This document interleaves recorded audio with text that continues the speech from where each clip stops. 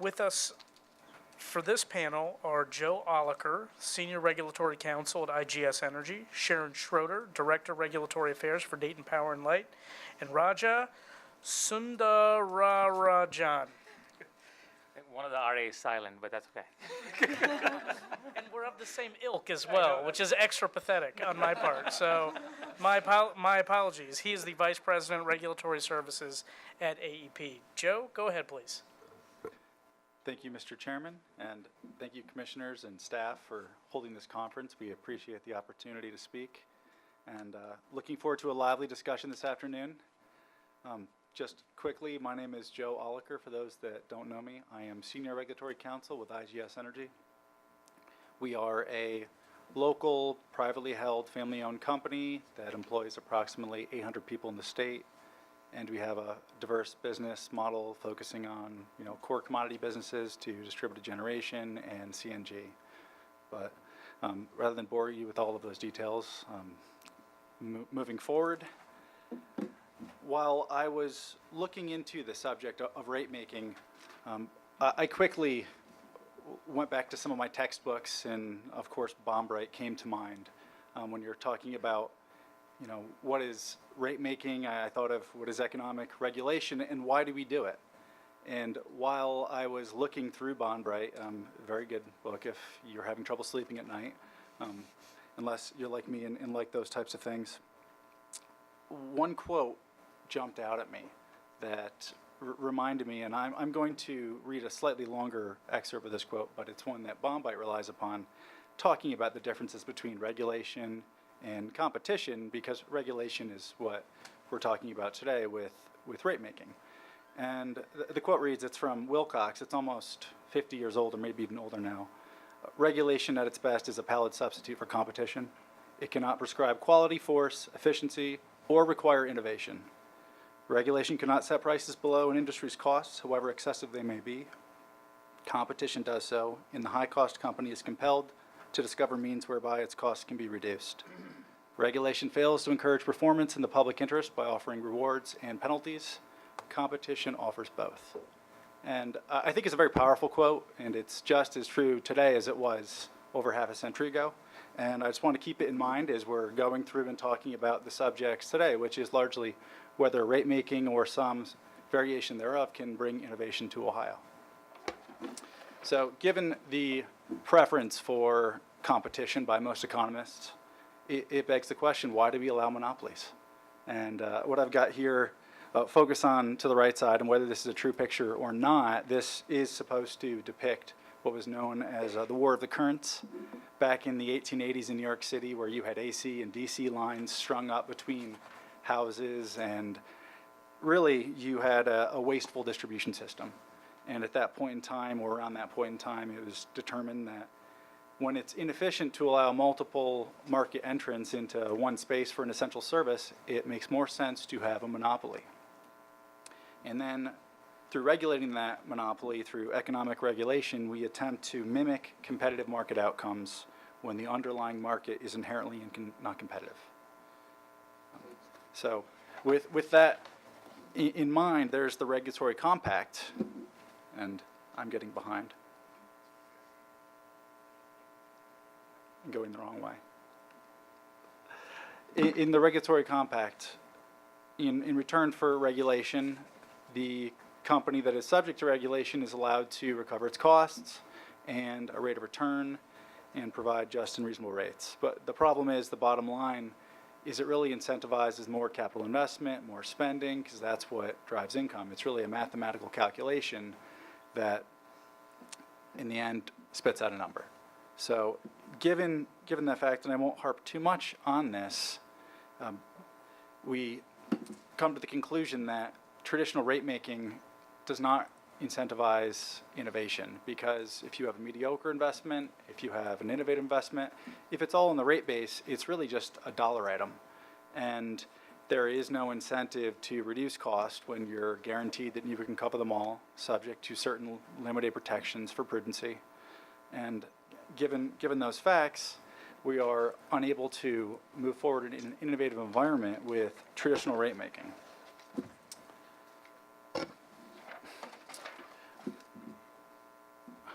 And to put a finer point on it, even going back to as far as 1935, in the monopoly game, amongst monopoly companies, the electric utility was actually the least profitable. It was not exactly a cash cow. It wasn't, the boardwalk or any of the other fund investments. It was consistent, dividends, low risk. That's how you traditionally viewed that. I'm sorry, this is my attempt at humor in what some may see as a dull subject. So now that we've set the stage for how traditional rate making works and talk about history a little bit, maybe we can talk a little bit more about what is performance-based regulation, which is jumping to the bottom. It's really an attempt to introduce competition into what is already an inherently anti-competitive business model. Performance-based regulation, as you've heard earlier today, this is a more simplified version than I talk about, deals with normally the establishment of long lead times between rate cases and effectively freezing rates and incentivizing the utility to reduce their operating expenses and to not overinvest in capital expenses because those won't be recovered in time. And by doing that, you can drive efficiencies. But it's not necessarily to drive, per se, innovation. It's to make efficiencies on the utility side. But the problem is, history has shown when you use performance-based regulation, it does drive down spending, but often to the detriment of service quality, because you can't pull the lines out of the ground that you've already invested, but you can reduce your workforce. And when you do that, oftentimes you reduce the service quality on the system. Also, it's something that is difficult to implement in Ohio because we have at least two different types of ways to set distribution rates. We have, Chapter 4909, which allows us to set base rates, and then we also have single issue rate making through riders. And whenever the right to come in to file a rate case or to adjust a rider exists, it's difficult to have that long lead time in between filings that will drive the efficiencies that performance-based rate making is typically designed to achieve. But that being said, it doesn't mean that we can't adopt additional types of performance-based regulation that may differ than some that you've read about over the past 20 years, maybe in the UK or elsewhere, where you could incentivize utilities to adopt non-traditional solutions to distribution problems or to incentivize other types of innovation from third parties. As the regulator, there's always different inventive ideas that we can come up with.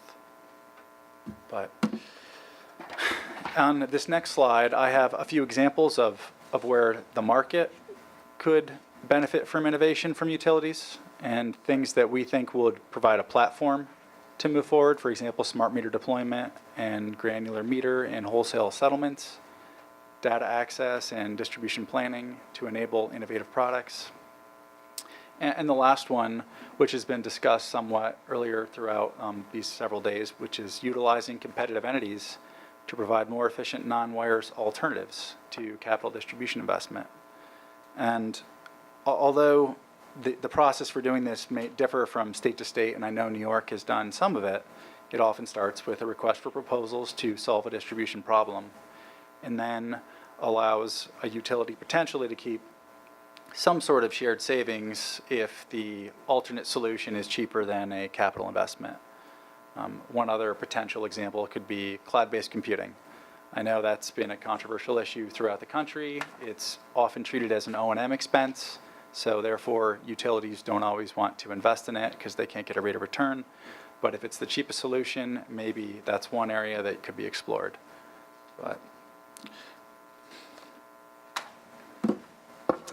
So coming down to, I think, the key question behind this panel is, can we drive innovation through performance-based rate making or regulation? And the answer, unfortunately, is not simple. It's maybe, and it's if we can avoid a host of pitfalls that can cause more problems than fixes. And the first one that's put on here is kind of the elephant in the room, which is, will this be asymmetrical risk or will this be symmetrical risk? If it's the former, you will see only upside from utilities doing things that are innovative, and then you will see no downside, which would mean moral hazard. And you'll see utilities taking chances without knowing what the benefits may be. You could potentially also see utilization of monopoly assets to erode competition. I mean, those are just two of the things that I've thought about. I'm sure there are many others out there. But in light of these principles and these risks, I think the balance that we're seeking to achieve is what kind of skin in the game can you give to the utilities through a combination of carrots and sticks without disrupting the non-competitive distribution utility business model. And I pose the question on this next slide: if you're willing to give a utility 15% rate of return, can they earn only 5%? And it is an important question because frequently in cases that we have all participated in, utilities remind us that the investment banks and their shareholders are constantly staying tuned to their quarterly earnings calls. And every time you inject some sort of risk or reduce net income, then there are questions to why this monopoly utility, which was not supposed to be a risky investment, isn't achieving the dividends that they're expecting. So the problem is, if you're not willing to impose that type of risk on a distribution utility, then you come back to the asymmetrical risk paradigm, which puts that upside on the utility and its shareholders and doesn't give the customers any relief from the bad investments. So given this discussion and what has happened over the last, I think this is the 5th day in this series, I have this next series of questions that I didn't originally plan to talk about, but after the mention of value stacking came up so much in days 1 through 3, I thought that I should probably address it to inject some hypotheticals of where we might be going in Ohio and whether it does make sense to go in that direction. Earlier we've heard talk of value stacking, and that is when an asset may potentially provide several services, and the asset can be cost justified when you add each of these revenue streams together, and that cost justifies the investment. Some resources, such as batteries, have distribution-related possibilities, maybe avoiding a substation upgrade, but they've also been offered to potentially participate in wholesale markets, whether they're frequency regulation markets, capacity markets, energy markets. There are many possibilities. So as we was going through these presentations earlier, the wheels in my head started turning and started thinking what could possibly go wrong if we were to go down this road. And a host of possibilities actually came to my mind, so I thought I would describe some of them and then tee some up more for discussion as we move forward. First, it has been documented, entry of subsidized resources in the PJM market. It has a tendency to suppress price and push out other resources. The frequency regulation market, for example, is a PJM-wide market when it clears. So that would effectively put price takers into that market if we were to use batteries to do that, and potentially suppress price to the detriment of other resources. But another issue to think about as well is if we are considering value stacking for purposes of setting rates, you're relying on a market-based revenue stream that is uncertain and may change over time. The problem with uncertainty is it injects risks for the distribution utility and also its customers. And I've got a hypothetical here. For those of you that know my practice before the commission, I love hypotheticals. They allow you to really get down to the bottom of things.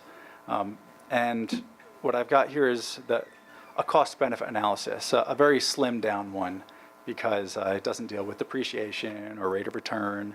I've just got some very flat numbers that we can talk about and the idea of how this would work in a value stacking situation.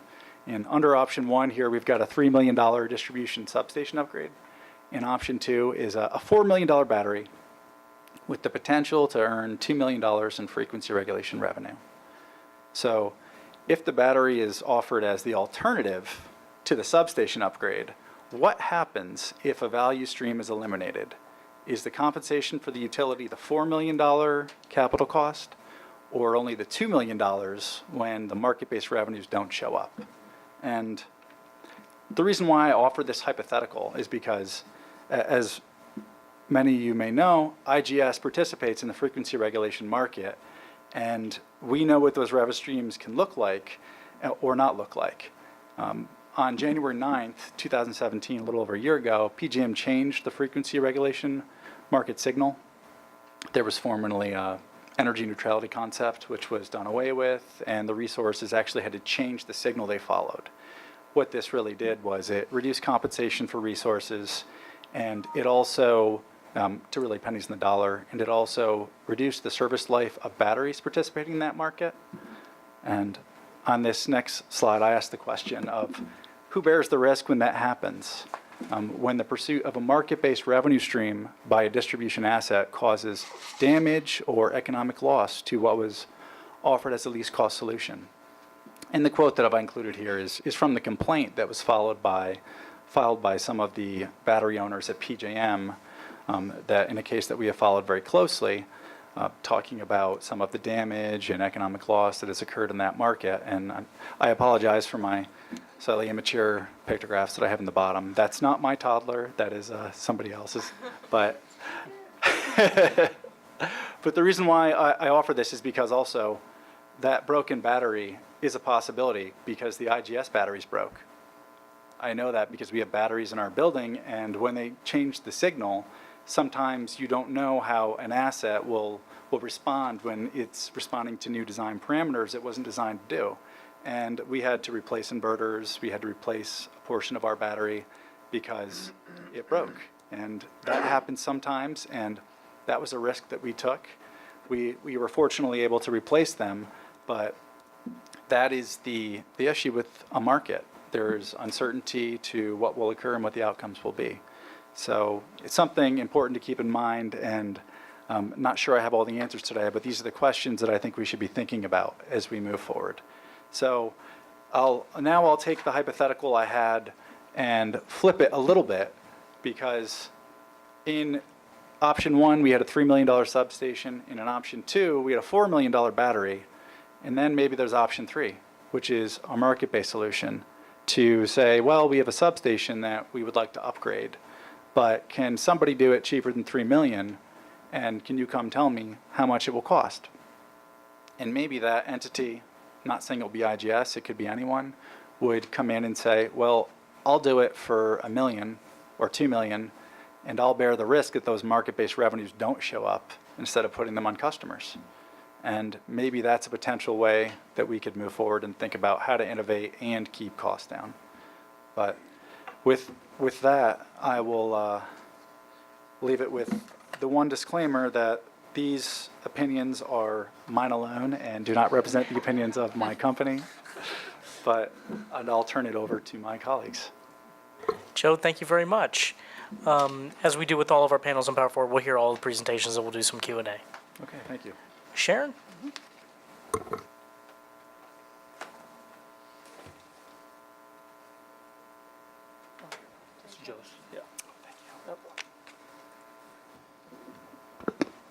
Thank you. Mr. Chairman, Commissioners, and staff, thank you for including us in the ongoing Power Forward discussions. My name is Sharon Schroder. I'm the Director of Regulatory Affairs for the Dayton Power and Light Company, and we're under the umbrella of the AES U.S. Utilities. We're pleased to have the opportunity to present our thoughts on rate making in the context of grid modernization. We've prepared our comments consistent with how we are developing our grid modernization plan, from a customer-focused, practical perspective, and keeping in mind the potential for economic development in the state. You'll see that I don't have very many slides, and I'm going to take a minimalist approach to the slides, given, as the chairman put it, we're on the third phase, second week, second day in the afternoon.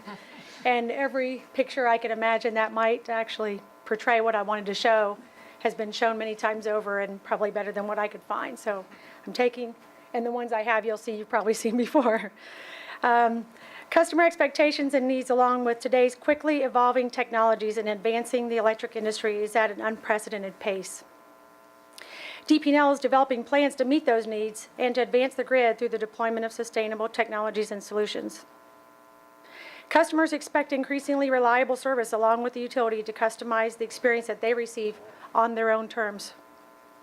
This not only includes being able to be informed about their consumption, but also the ability to control the service they receive, whether it's via mobile apps or smart technologies installed at their premise. As we modernize the grid, and as other innovative energy and grid solutions reach the market, the regulatory framework and rate-making process become even more important. As discussed this morning, alignment among utilities, regulators, and their customers is imperative for achieving the pillars that have been outlined in Power Forward. Timely and meaningful actions resulting from this forum can promote and help deliver these benefits and opportunities to customers. We believe the end result will be a strong and vibrant economy in Ohio, increase options for customers, while at the same time realizing a more reliable and resilient electric grid. The slide that I'm showing up there now is actually one that you saw last week from one of our former commissioners, and what it really tries to summarize is a customer survey that was recently done that indicates that the majority of customers want to transact with their local utility for more services. DP&L is well positioned to provide the enhanced customer experience that Ohioans deserve. And the Commission has the ability to set constructs that give utilities the ability to offer creative products and services beyond the traditional infrastructure that's in place today. Customers can be empowered to receive innovative services from their utility along with providers.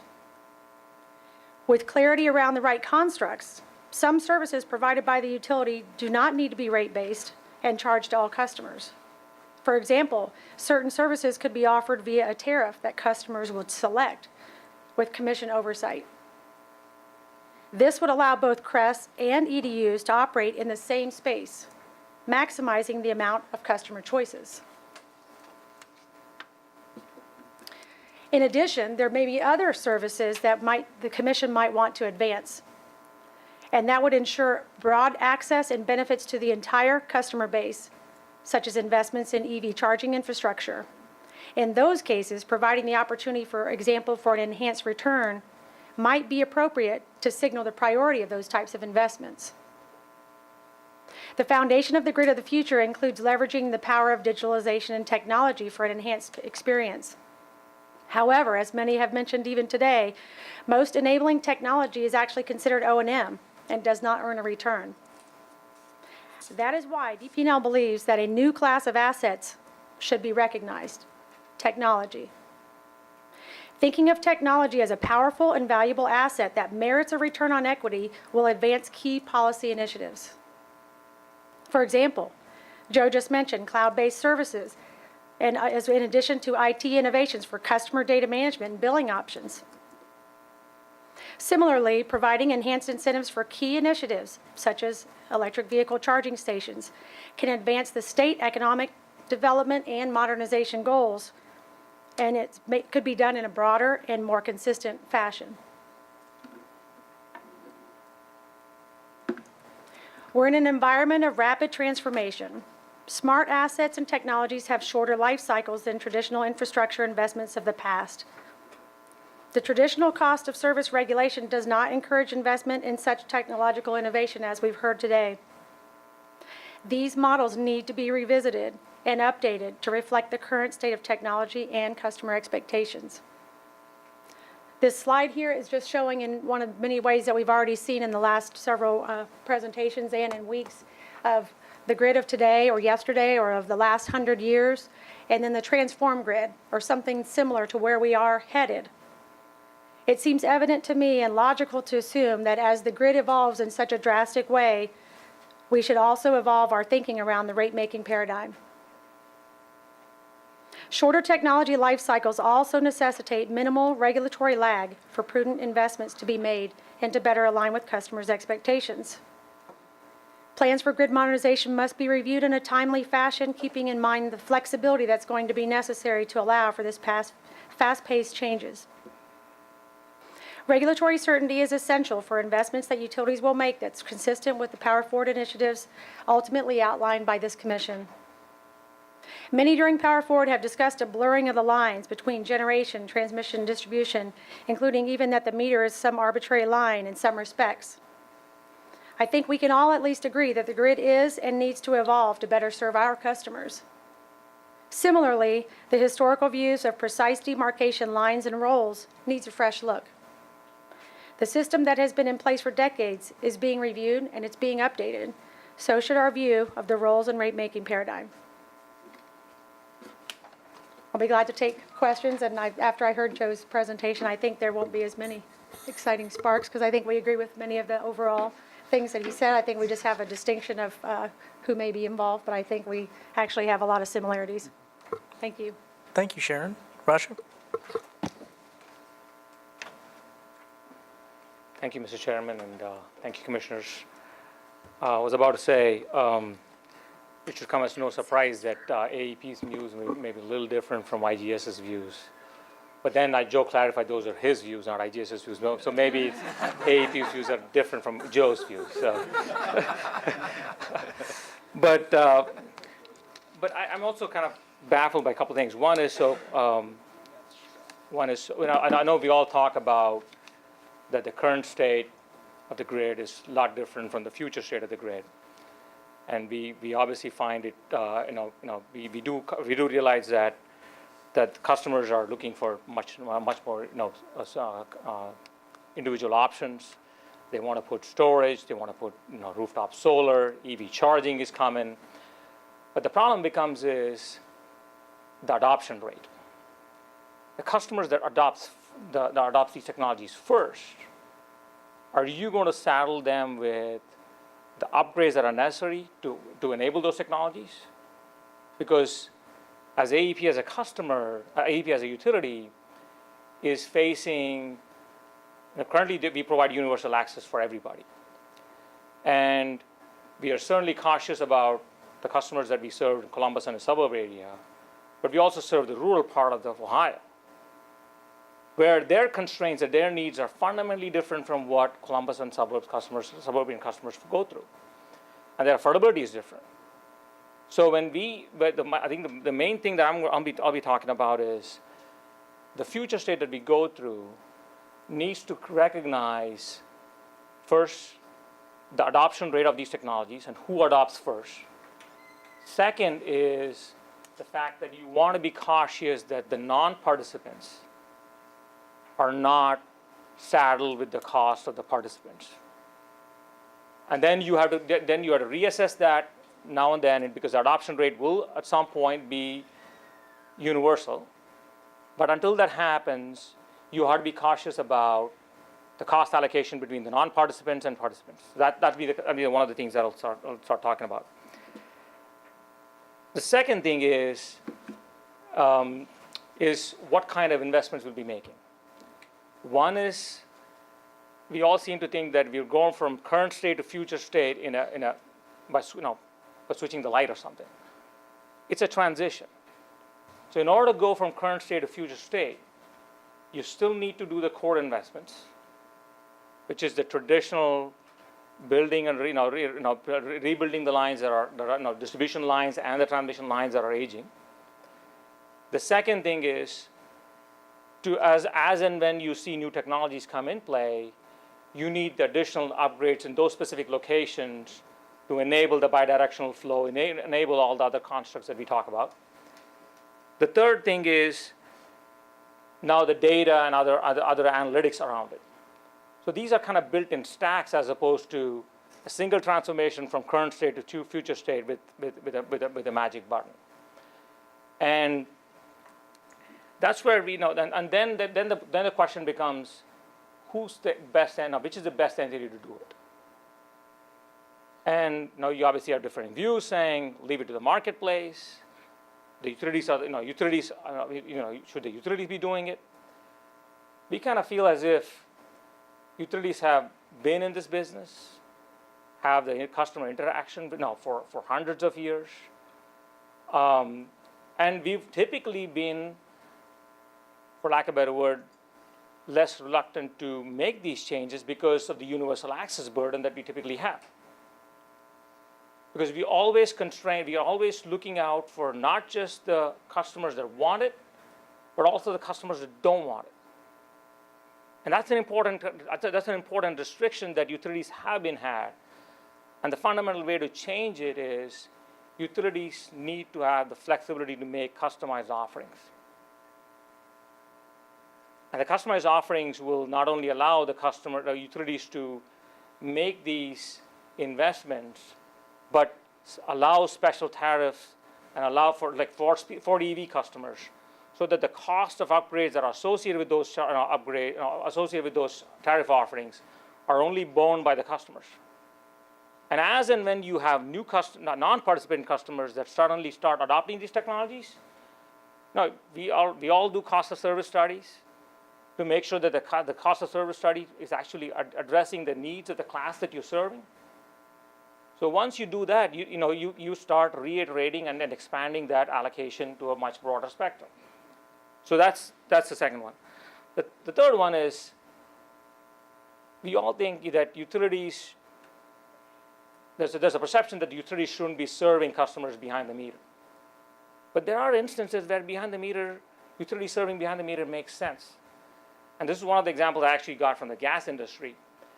So PECO, which is gas, which also serves gas in Philadelphia area, typically what they used to do is, somebody complains about gas leakage, they'll call PECO, and PECO, the lineman or the service person of PECO will come to their house and check whether there's leakage in the gas in front of the meter, and the lineman will say, well, everything looks good, the problem is not behind the meter. So you're it. So all he or she will do is shut off the gas valve and go back. Then the customer now, who's already frustrated that there's a leakage, now he's got to call his own gas plumber or whatever you can call him. And he has to come to their house, and then make the service repair, and then you have to call PECO back again, and then the PECO lineman will come, and the serviceman will come in and turn on the gas.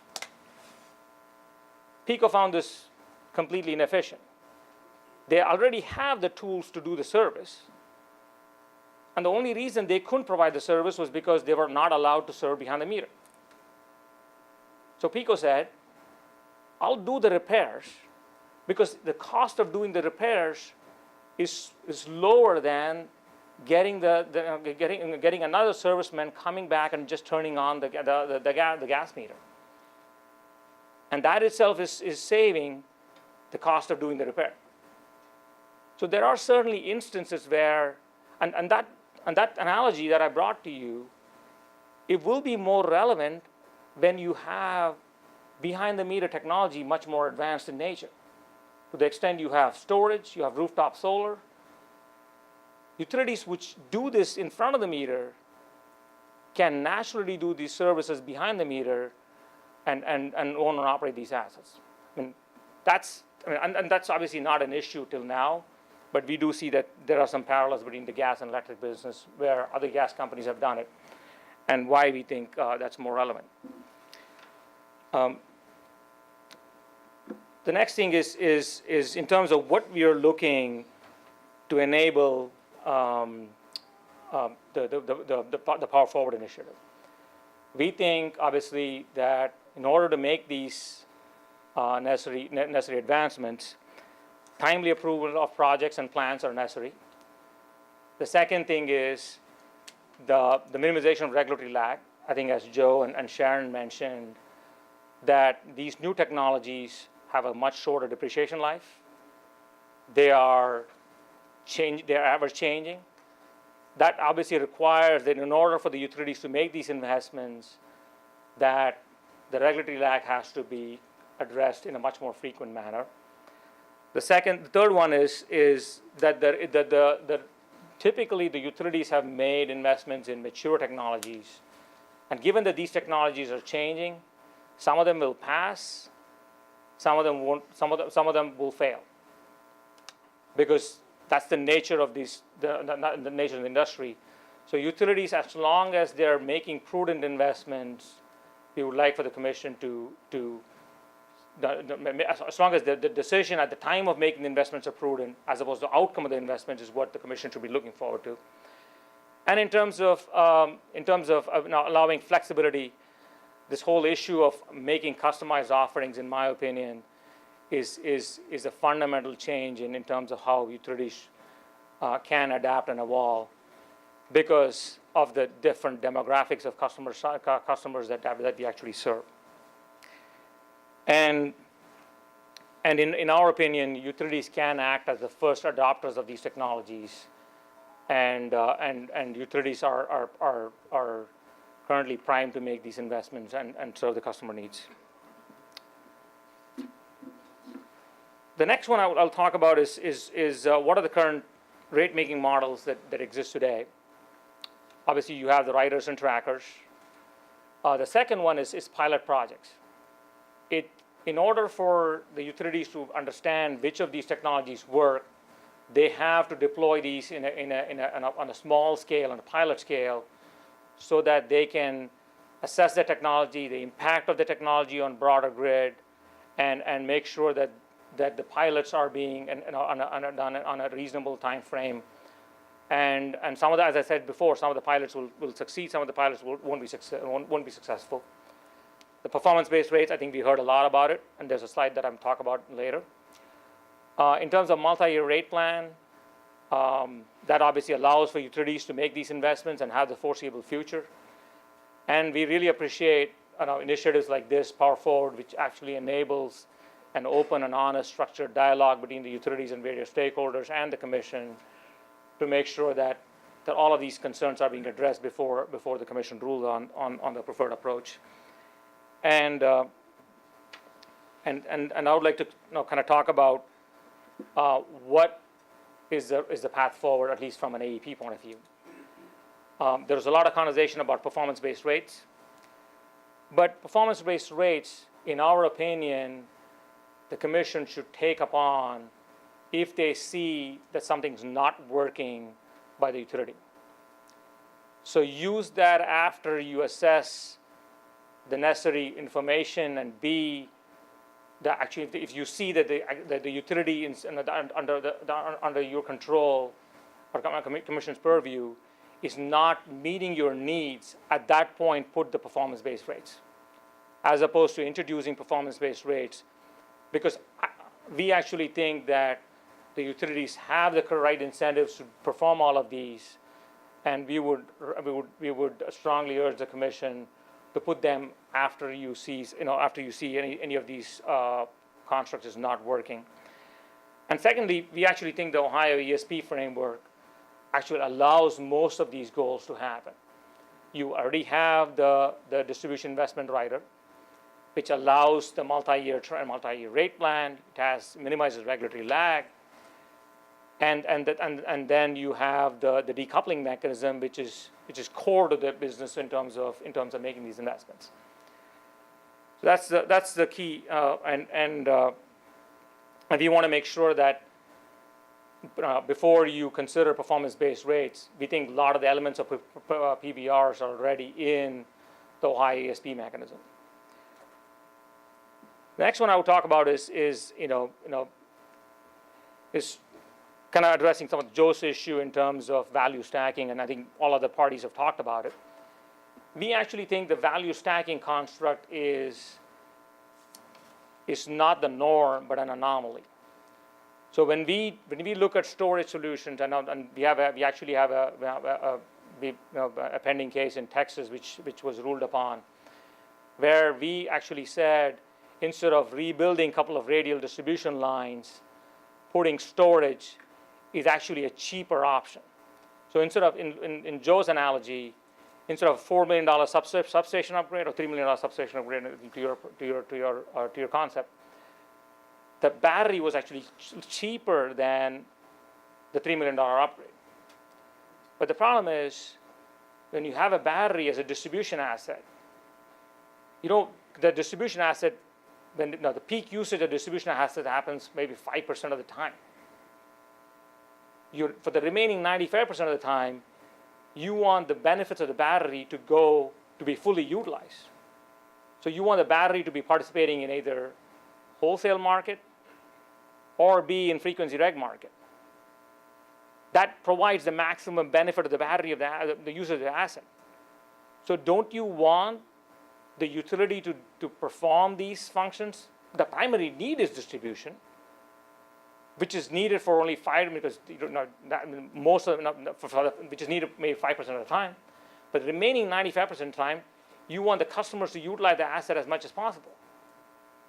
So in my opinion, forget about the value stacking is a secondary option. The main issue we face is, because utilities, especially distribution entities, are not prohibited to perform generation functions, even though the need of the asset and the actual performance of the asset is primarily for distribution needs, in my opinion, those fundamental changes need to also be considered as part of this process, because otherwise you're going to deploy technologies that transcend between G, T, and D. Even though the fundamental need for the asset is D, you don't want to diminish the value of the asset because it does perform multiple functions. The last thing I do want to talk about is in our opinion, what the key takeaways have been, is obviously a changing and a dynamic grid requires the changing cost recovery mechanism and some thought leadership, as you all have considered as part of the Power Forward initiative. We have the Ohio ESP has significantly large beneficial constructs that are already in place, which is not the luxury of many of the other states that we serve. We think other rate-making constructs is certainly needed, especially when you have an asset that performs multiple G, T, and D functions. And we are actually uniquely positioned to perform these functions. So that I'll kind of pause and I'll take questions later. Thank you. Raja, thank you very much. I'd like to start. Larry, go ahead, please. First of all, thank you all for participating. 2 questions, one for Joe and then another for Sharon and Raja. Joe, let's go back to your slide 18, if you would, and you're talking about the market-based solutions. And the fact that if there is a bust in the revenue requirement or the anticipated revenue, the risk is on the market-based provider. Can you address the performance risk associated with a market-based solution? In other words, if the battery fails, not the revenue, if the battery performance itself fails, who bears the responsibility? Those details could always be worked out in RFP. I mean, if somebody is effectively acting as an agent or a third party offering a distribution solution, I don't see why you couldn't make them accountable as part of the RFP. And if they won't agree to that, then they would not qualify. Sharon and Raja, Sharon specifically, you referenced that the EDU could play in the same space as a competitive supplier, and you also referenced that technology should be considered a recoverable asset. If the technology enables the participation in the competitive space, how do you avoid a subsidization argument? And if I may, and Raja, this kind of relates back to the PICO reference as well. Mm-hmm. The way we were looking at it was, to start from what the customer wants and what makes sense is similar to the battery example you just gave, is what do the customers want, but what's their best experience, which also gets back to the PICO example behind the meter. Instead of thinking who can do it and who can't, and what's behind the meter and what's not, and what's generation and what's distribution, if we start from, what does the customer actually want, and what's their best experience, and what makes sense, and then try to work together to figure out a construct similar to what Joe just said. Then what's the construct that works? Is the construct some sort of a partnership, or is the construct a tariff that has oversight by the commission to ensure that there's not subsidization?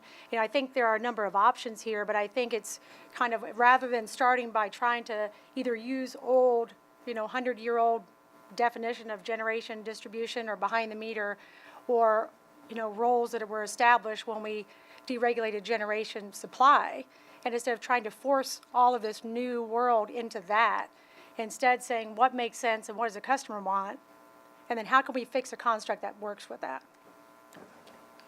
Yeah, in my opinion, most of the utilities, whenever they put these upgrades in, they do go through a competitive procurement process. So the question becomes is, what engineering standards you're putting that a particular asset for. I actually came from a transmission background before this, and we went through this whole debate on Order 1000 in terms of how do you run a competitive process, what should be the standard for it. It's very easy to say put an RFP out and let the best participant win. But that's what the utilities does today. Basically, they put an RFP out and they contract, make sure the battery that they're getting is the most cost-effective solution. The second piece is also that they do have engineering guidelines that they adhere to. And the battery, in their opinion, if they're replacing a substation, which is deferring a 10-year deferment of substation, then you want to make sure the battery is suitable for the engineering standards. And that's where the rub becomes is, can the market participant make sure that the performance standards are being met and that they're going to adhere to the same engineering standards and still be cost competitive? That becomes the issue. So. If I could just respond briefly to that. There's one thing to think about when you have an RFP for a solution. It imposes a competitive process on not just that project, but the thinking behind whether that project itself is necessary. Instead of saying the utility decides something will be done here and I'm going to go out and find the cheapest person to do it for me, it imposes a competitive thinking in the process also of whether or not we should even do this RFP in the first place by removing the utility skin in the game from saying this is going to be a capital asset. It's just a question of what's the cost. As we're talking about also these potential tariff solutions and other potential blurring of what is generation and distribution, it is important to keep in mind we don't just have standards on what this is, we have laws. And my presentation is designed to talk about the policy and on maybe not so much whether we legally can do something, but whether we should do it in the first place, even from a policy perspective. Because the legal argument, I think it's undeniable, that's going to happen, and that will play out in this process. But here, I think it's safe to say we'll focus on the policy. Thank you. I find myself agreeing with each of you, and I think there's a fair amount of common ground, although the examples that each of you paints illustrates one side or the other of where the ground is common. And so I wonder whether the challenge we face is, on the one hand, Joe, as you and Matt have so diligently described to us the risks and the perils of allowing monopolization to occur in areas where it's not really necessary and the impacts it has on the common good when that happens. Whether or not the answer is to assure that we don't leave fruit on the tree that's easy to pick, that Raj described also very aptly. Whether we can come up with I don't know if it's a code of conduct or rules of the road that describe when it's permissible and appropriate for the utility to be engaged in things which in some variations might be anti-competitive or destructive of the results we're seeking to achieve, but in other respects may be beneficial to customers by allowing them to leverage and provide benefits from the investments they make on the side, which is a side of the line, which is on the traditional and acceptable monopoly provider side.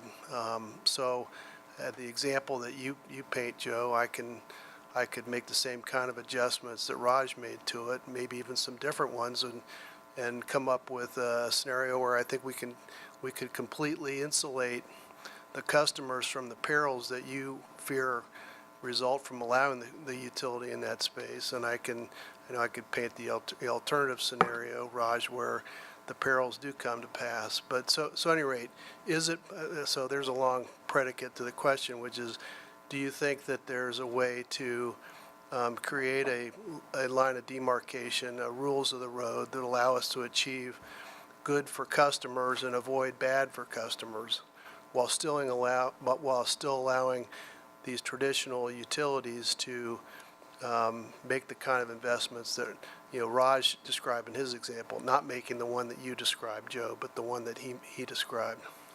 I think part of the difficulty is the concern for the collateral impact on the market. And if I know the case you talked about in Texas, that was one of the things that the chairman of the Texas Commission was focused on, was what will this do to the market and what will people think of this and how will that impact things like generation investment.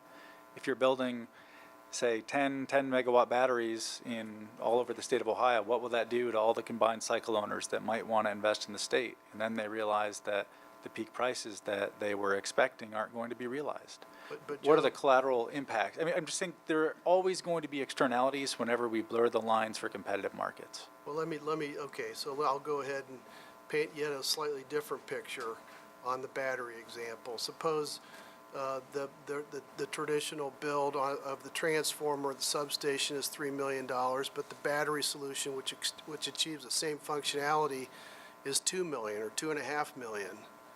And yet there's also going to be an opportunity to use the battery for other purposes, gain revenue, which we could require either be devoted or shared with customers. And if I use the strict test or the strict rule that you would prescribe, Joe, we would either not build the battery, or we would build it but not allow it to be used at all in these other to achieve these other revenue streams. And that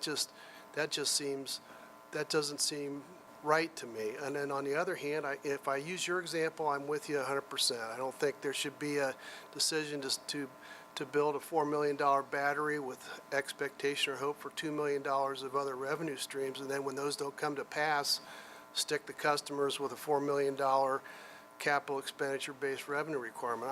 I'm 100% behind you on that scenario that you pull, but that you paint. But the other one, it troubles me. So then I ask, is there some way that we could set up a test at least to determine when we could allow? And I'm not just saying it's just for batteries, but for other areas. The example that Raj gave about while you're out there fixing the leak on the inside of the premises, because that's cheaper than rolling a truck, another time, or whatever the process is that's required to, get the customer's premises up and running after he's done using the competitive option, calling the plumber to do it. I mean, so isn't there some way we can manage this and still gain the efficiencies that some of these alternatives, that like ones that Raj has described, would permit us to take advantage of? Taking the distribution line question, I think it's always important to consider, going back to the externalities, that, as a commissioner and regulating utilities, if you're authorizing a revenue requirement, I can understand why you would be looking for ways to offset the cost you're imposing on customers. But sometimes it's not so cut and dry that there's $2 million in costs and $1 million in revenue unless you consider the externalities. Like, for example, PJM is a market. And as I mentioned, the frequency regulation market, it clears market-wide. And if entering that market or subsidized resources and you impact the price signal and you drive out the other resources, there's always going to be collateral effects. Or it can also impact the energy markets. Maybe the independent market monitor is now worried about the entry of subsidized resources in that market, and they start doing a MOPR X for frequency regulation. It's just important to think that everything that we do has another consequence that we have to think about somewhere down the road, because at the end of the day, we are trying to impose, even in regulation, a competitive market outcome. So to the extent that we can start with that, where that ability exists, I think that typically we're going to get to a better result. So it sounds like what you're saying, what your view of it is that you're skeptical that we can hold customers harmless, either in the specific circumstances or more broadly because of the secondary consequences. It's difficult to hold them harmless from those concerns, those bad outcomes. And so don't go down the path of trying, because there's too much risk, there's too much, or maybe it's not risk in your view, it's a certainty that it'll lead to bad outcomes. And I'll accept that. I'm not trying to suggest to you that I know what the answer is, but obviously you can see I've got some concerns about doing something that would prevent us from benefiting customers. I think the point is that there always is that risk. We can, regardless of what we try to do to mitigate the risk, it will still be there, and I anticipate there will be consequences that some expected and some not expected. And Sharon and Raj, I'll let you speak, but just so you understand, so I'm not just picking on Joe. I am concerned about allowing creeping monopolization or disruption of markets to occur by allowing, someone like the traditional regulated utility to expand where it operates, and as a result, create the problems that Joe is concerned about. Yeah. Personally, the Joe's example, I fully agree that in that example, the customer should not be bearing the market revenue risk, because it's a promise of market revenues that made that particular investment more cost-effective than a traditional substation upgrade, right? But in our example, or the AEP example, the externality exists not only in this space, but even in wholesale markets. I mean, today, if I do an economic transmission upgrade, that will displace LMPs, that will change LMPs. That externality exists today. Because we tend to think that somehow FERC is comfortable with that externality. And where a transmission upgrade clearly will change the nature of LMPs, even though it's for reliability needs or for economic needs. And similarly, a distribution upgrade will change the distribution economics too. So the primary intent of the upgrade is what you need to be focused on. As long as the primary intent of the upgrade was not because of any market revenues, any distribution upgrade today has that externality. And even a transmission upgrade has the externality. It's just that we conveniently didn't care about it. Suddenly it becomes an issue when you put the externality becomes so real, because storage does act and behave like a generation asset. Now we're suddenly worried about it. But in my opinion, or maybe AEP's opinion, not my opinion, but in my opinion, that externality exists for any asset, not just a storage asset. Today, if I put a distribution upgrade, if I upgrade a distribution line, if we theoretically had distribution LMPs, that LMPs will change.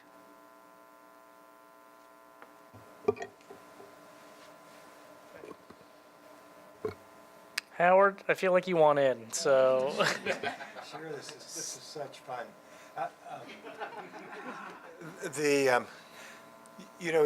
It would be interesting to bring this group back together 10 years from now, because a lot of right now the future seems so cloudy. Is it basically going to be more or less a monopoly system in terms of the distribution, with some added wrinkles for distributed generation and some batteries, or is it going to have the revolution that we've seen in telecommunications, where it's just going to be wildly different and bear no relation to the industry that went before? And so maybe I'll just give you the tough question, and that is, where are we going to be in 10 years? Well, let me put it this way. 492803 says the commission's got to decide what is a competitive service, and then we get to call it a competitive service. 10 years from now, what's going to be on the list of new competitive services? Maybe we'll approach it that way. Joe, we'll start. You may have the longest list, so we'll start with you.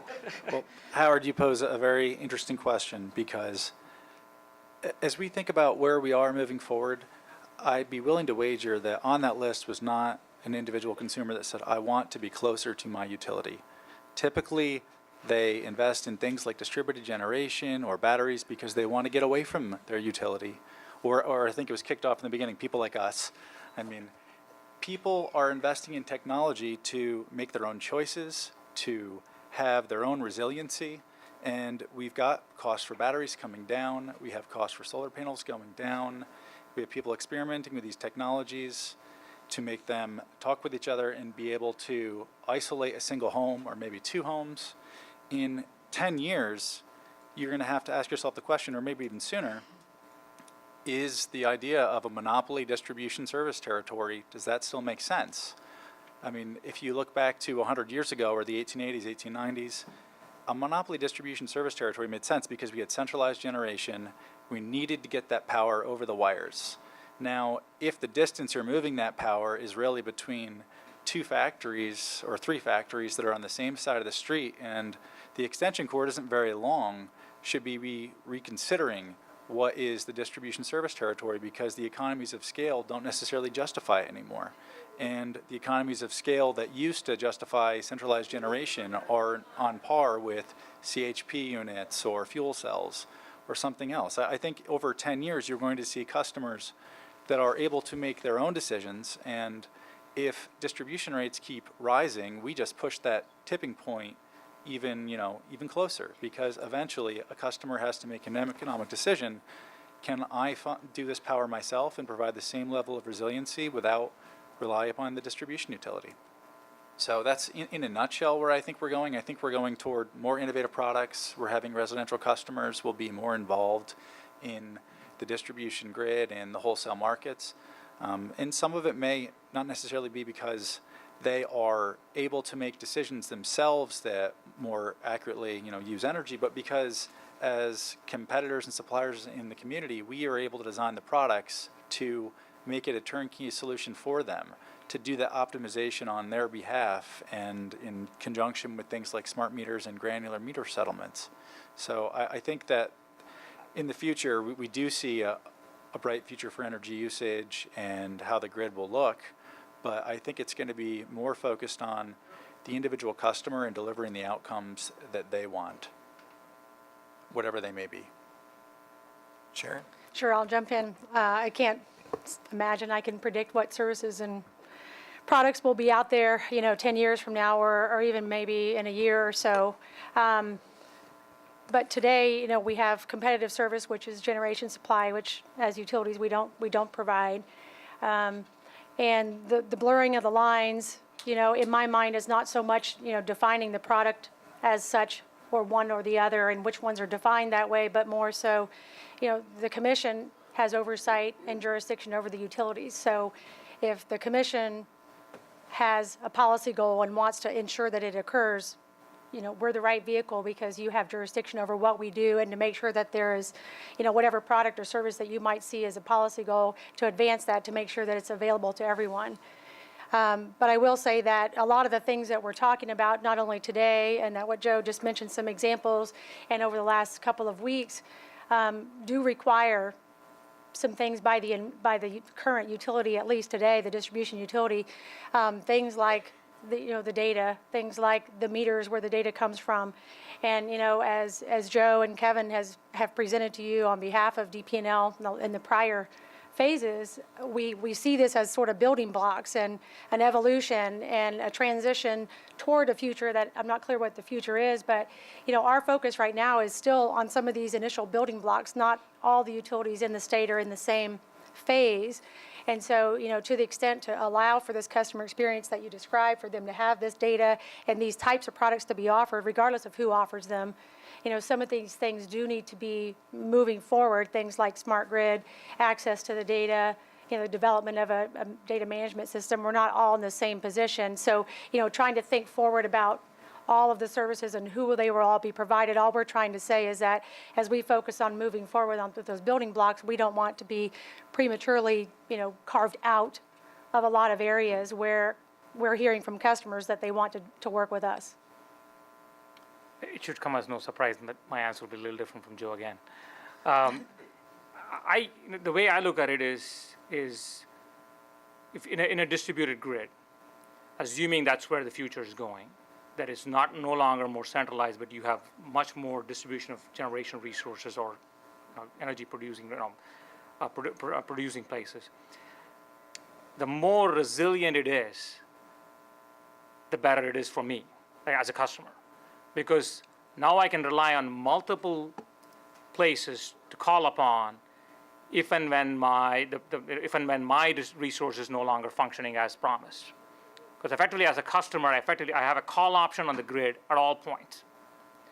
So the more distributed the grid is, and the more I can rely on multiple sources, as opposed to just my neighbor, the more resilient my power supply is. So that tells me that the grid will be more valuable in the future, as opposed to less valuable where I'm just relying on my neighbor to provide the service if and when my resource is no longer functioning. Because as a customer, I'm on board producing and consuming at the same time in a distributed grid, right? So that's where I actually think the future is going, where the grid becomes more valuable because now you can aggregate and you can call upon multiple resources in case when you had to exercise that call option. And that can only work when the grid is much more resilient and robust, and where the investment of the grid needs to be much more. So that's where I think the future is going. So. Follow up? Yeah, I'm just taking that vision, the next step down, and then trying to go back to my question about what's a competitive service.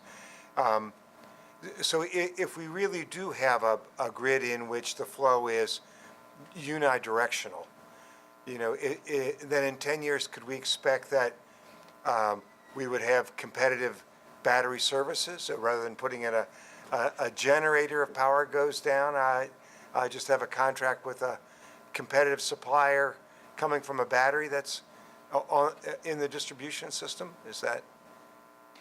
Yeah, I mean, again, it depends on what the need, what the primary need for if the battery was put in the distribution system primarily as a generation resource, then there's no doubt.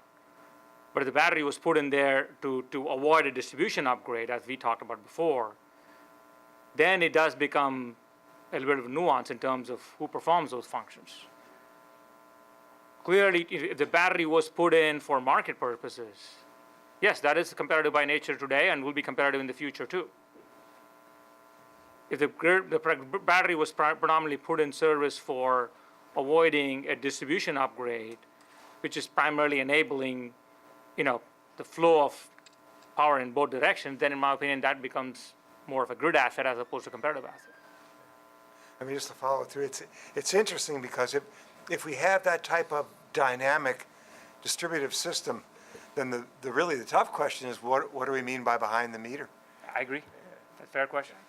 Thank you.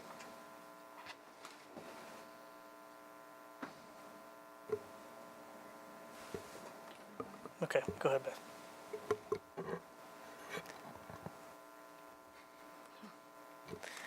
Okay, Sharon, you mentioned, I wrote down what you said, as the grid evolves, we have to evolve our thinking with rate making. So I was wondering if you could elaborate a little bit more on what specifically you mean, and if the rest of you could also talk about that.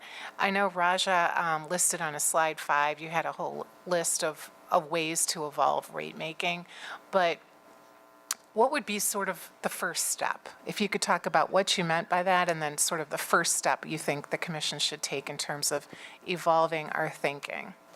Sure. I think the first step is trying to define, the policy goals that you have and what we think, would help to enhance the customer's experience. But, with that in mind, I see options.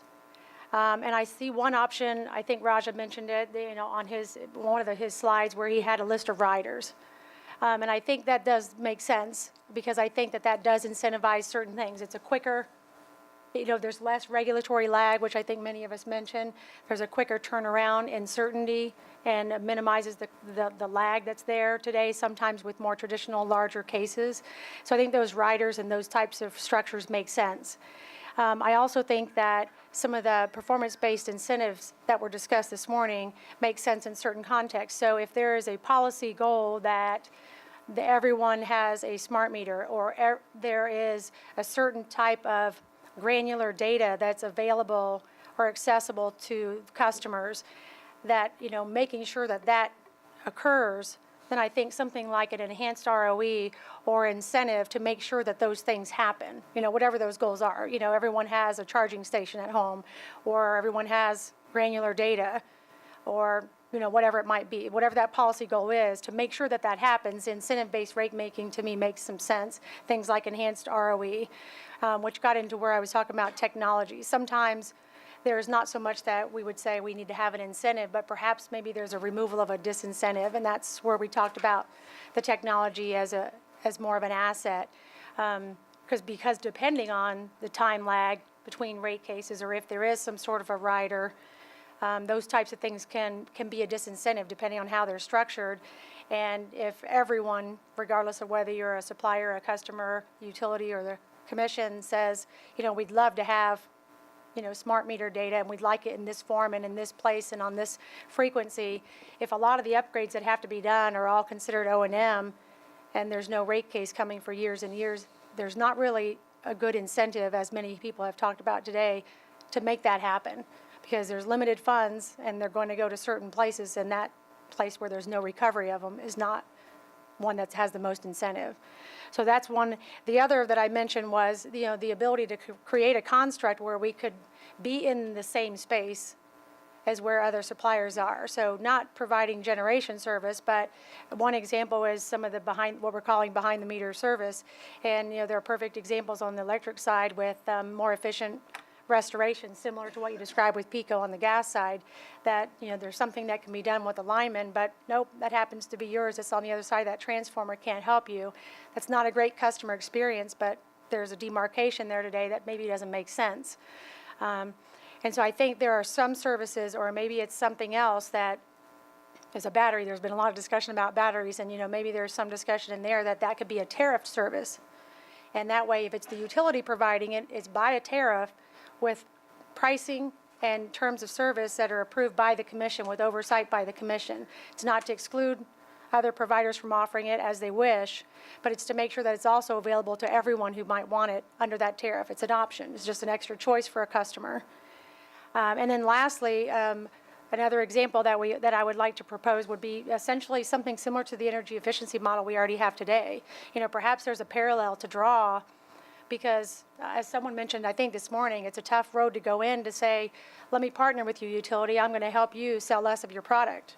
It didn't start in a good place, but today we do partner with a lot of energy efficiency providers. We partner with a lot of energy suppliers for energy efficiency products. And, that's because there are things like decoupling, and there are things like shared savings and things that make that work. And so there are different, whether it's a partnership or an incentive or removal of a barrier, those kind of things packaged together allows for a partnership. And I think we could use that parallel perhaps for something else. Yeah, from our point of view, it's a couple of things. One is ability to conduct pilot projects so that we can deploy these technologies, test them out, and understand what the true impact is. The second thing is to make these customized offerings so that we do serve two different class of customers. One is Columbus and suburbs, as I mentioned, and then the rural customers. The customized offering does make sure that there is no allocation of cost between customers that really want these technologies and the non-participants. A quick, and that's where, in our opinion, those two constructs, and then obviously the existing construct that you already have, provides the ability for the companies to react in a more, fast manner. I just have a question about that. I mean, when we do a pilot project, do we have to do a pilot project in every, does every utility have to do kind of like the same pilot project? And if you're doing another pilot project in another state, your company, is there any way that we can benefit from that, or can other states benefit from, or is this something that we have to do in every utility? This is probably a very small thing, but I think that as we move into the future, we're going to have to look more and more at these things if possible. Yeah, from our point of view, we won't be doing a pilot in Ohio if it's already done in any other place. If you already learned the impact and understood the technology per se, we would effectively, that's no longer a pilot for us anymore. Then we would be, but you still need to test it out whether the customers want it, the customers are receptive of the technology. Just because it works in some other state might not work in Ohio. So for that, at least for deployment purposes, you want to make sure that there are certain aspects of the pilot that you still want to conduct within the state. Maybe not the full gamut of the pilot per se, but certain aspects of the pilot you do want to you do want to, perform in the state that you want to deploy the technology. So, If I could respond briefly. I'm not saying all pilots are bad, but oftentimes we do view pilots with skepticism because they are often subsidized and provide a barrier to competitive market entry. We've heard some people talk about the BG&E pilot for demand response. It's supposed to be very innovative. If you look down to the details of it, it offers customers compensation well above $1,000 a megawatt hour for every megawatt you interrupt. It's well above market, and it's not something that anybody could possibly compete against because it gets recovery through distribution rates. So as you're thinking about things that sound like a good idea from a pilot, it really insulates the utility from risk and often prevents other people from that may already be doing that in the market from continuing to do it. I think in general, we're in agreement with this. I think there are areas where it makes sense to have a pilot. It's something new, if it's something to test out. But where it's been done somewhere else, where the technology's proven, where there's someone already offering it, whether it's a competitive supplier or a utility, whether it's in Ohio or another state, I don't know that there are necessary, to just repeat that technology just because that utility or in that state hasn't yet, proven it out. Okay. Let me ask a couple questions about some of the presentations that we heard this morning. Let me get back to the we drifted into the marketplace discussion again, which is, we can't get you guys together without arguing about turf, but that's okay. So let me gravitate back towards the rate making piece. So can we have a discussion very quickly about the lost revenue approach associated with distribution rates? I'm certain that in some record somewhere, positions have been made by each of your companies associated with straight fixed variable or decoupling. Can you just state those where your companies sit right now with these approaches and whether you endorse them or what your concerns are? Go ahead, Joe. Thank you, Mr. Chairman. I think our current position is generally customer charges are a disincentive to distributed generation. I mean, it becomes an unavoidable cost in any of the economic modeling that we do. And that being said, we understand that as the throughput goes down under traditional rate design, that reduces revenue for the utility. So decoupling done correctly can provide an opportunity for the utility to collect the lost distribution revenue and be in less of an oppositional position to distributed generation on the grid, whether through the interconnection process or advocacy and net metering. So I think decoupling can work, but the devil is always going to be in the details. Okay. Raja, Sharon? yeah, sure. From our point of view, obviously, we do prefer the three-part rate. Because first of all, I mean, even if you're not consuming any electrons from the grid, the fact that you are effectively have a call option on the grid, you have to pay some amount of fixed charge.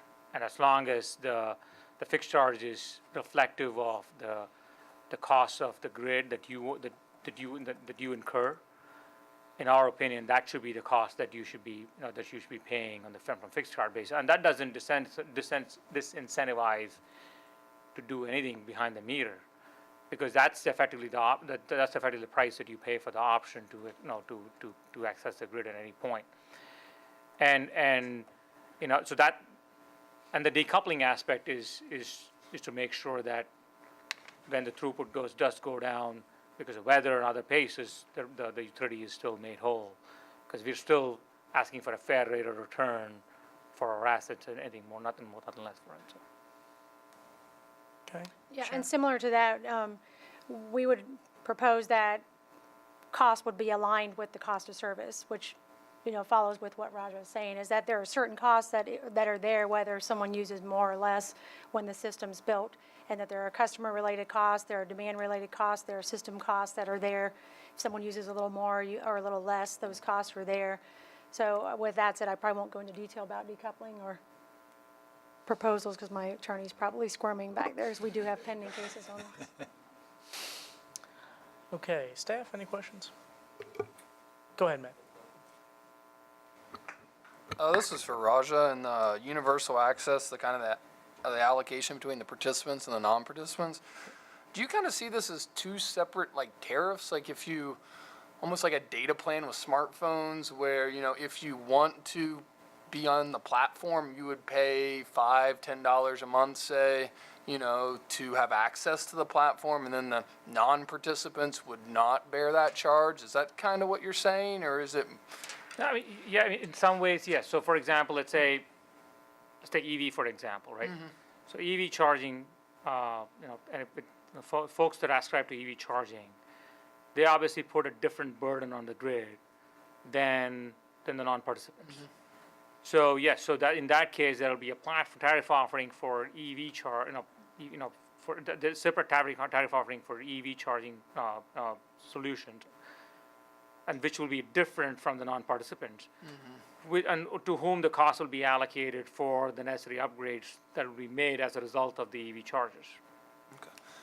And then I could see a point where, you know, like up front, maybe there's a lot of costs, and then there's probably very few people early on, but then later, you know, there could be a point where you have hit this critical mass, and, you know, urban users and rural users are both accessing this. I mean, do you see a deferral involved, as in you had to pay all this upfront costs, and then, you know, maybe you want to cap it at $5 a month or $10 a month, and then later, I was kind of interested on the dynamics, because I feel like there would be a lot of upfront costs and probably very few people paying that if you did go two separate tariffed route. Well, yeah, the way you do it is you would effectively make some assumptions on how many folks will ascribe to the plan, and then you do a cost of service study as an adoption rate increases over time.